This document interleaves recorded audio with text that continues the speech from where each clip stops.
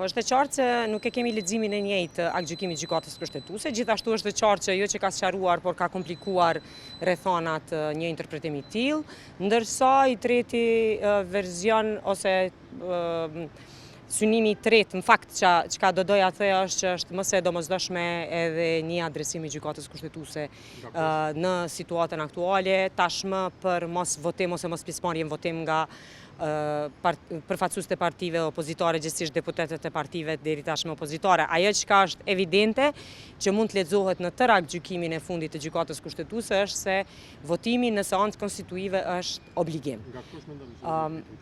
Në fakt ne po e përgatisim, gjithsesi jemi duke i bë përgatitjet finale që të drejtohemi gjykatës për mos votimin e deputetëve të partive opozitare, ndërsa për mos pjesëmarrje në votim, ndërsa për çështje tjera besoj që sa i përket sjelljes, nënkuptohet se çka është sjellje e pranueshme parlamentare dhe për çka vim. Ne vim për të votuar, as për të bërë zhurmë, as për të moralizuar e ligjëruar njëri tjetrit, siç po synojnë ose po tentojnë ata. Tashmë ajo çka është bën nga ana e tyre është kërkesa që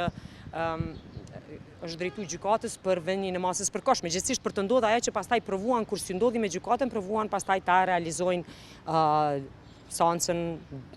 ditë më parë që ndodhi. Nuk mund të ndërprehet seanca, gjykata nuk e ka vendosur masën, nuk e ka konsideruar masën si të nevojshme, rrjedhimisht nuk do duhej të kishte as sjellje tjera që parandalojnë mbarvajtjen e seancës nga ana e tyre.